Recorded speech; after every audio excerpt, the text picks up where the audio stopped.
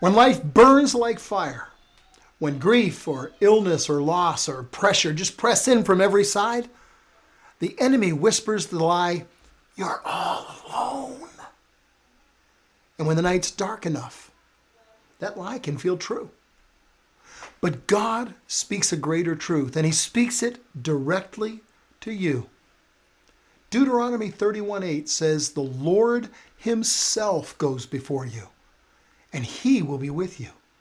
He will never leave you, nor forsake you. So do not be afraid, and do not be discouraged." Friend, that's not poetry. That's a promise. That's the bedrock beneath your feet when everything else feels like shifting sand. See, there's a difference between choosing solitude and feeling abandoned. Sometimes solitude can be healthy, gives you some space to breathe and reflect and remember. But abandonment, that's something else entirely. It's when the problems grow so large they just block out the people you hoped would stand with you. That's when you feel forgotten and rejected and invisible. And sometimes, in the deepest pain, you can even feel God forsaken. But God says, "I go before you." That means he's leading you, even when you can't see him. You see, the shepherd always walks ahead of his sheep, especially in the valley of the shadow of death.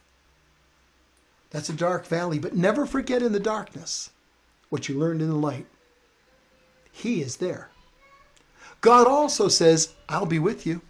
Not, "I might make it. I'll try to get there. I'll check in with you later." He says, "I will be with you."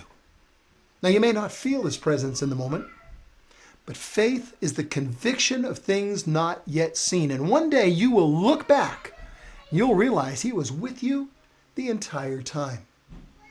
And then God says, "I will never leave you nor forsake you."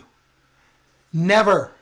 Not in your grief, not in your fear, not in your weakness, not in your failure. You are never God forsaken.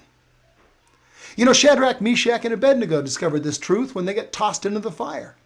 They refused to bow to the king's idol, trusting in God's promise. And when they were thrown into the furnace, they found out they weren't there alone. A fourth man stood with them, the Son of God himself. And that same God stands with you. So here's the truth you have to hold on to. You don't have to be alone. You are not alone. Even now, even here, even in the fire. Don't be afraid. Don't be discouraged. He will sustain you. And one day, you'll see clearly what faith tells you now. You were never alone.